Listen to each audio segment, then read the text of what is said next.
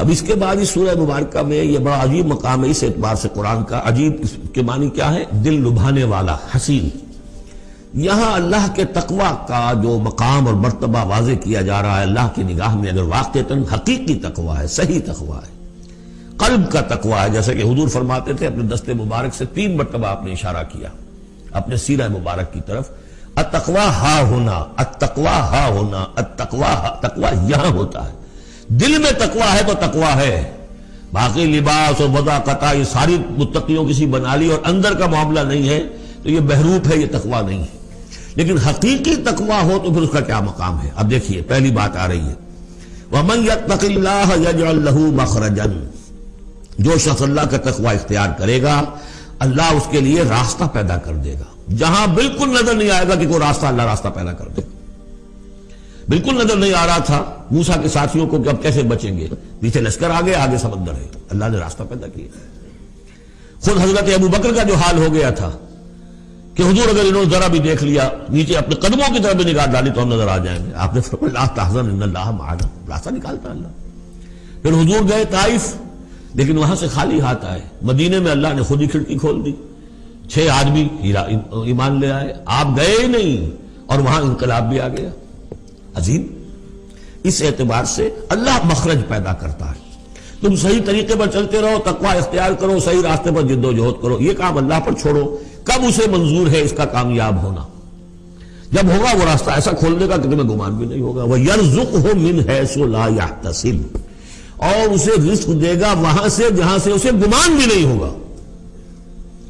اقامت دین کی جد و جہد ہو، غلبہ دین کی جد و جہد ہو، اپنے آپ کو ان صلاتی و نسکی و محیایا و مماتی اس کا فیصلہ کرنا ہو تو سب سے بڑی رکاوٹ آتی کھائیں گے کیا؟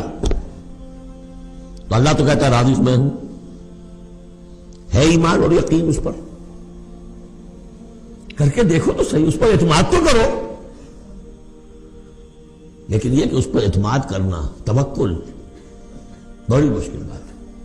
وہ تو جتنا ایمان ہوگا اتنا ہی اعتماد ہوگا، اور گہرا ایمان ہوگا گہرا اعتماد ہوگا.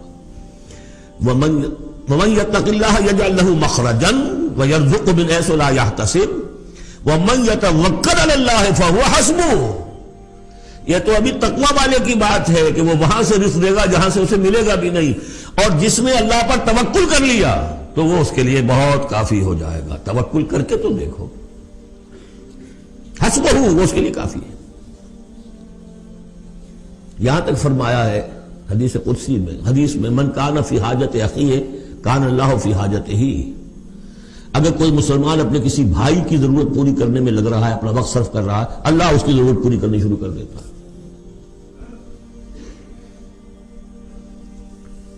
فکر ماں در کار ماں آزار ماں، کار ساز ماں بے فکر کار ماں.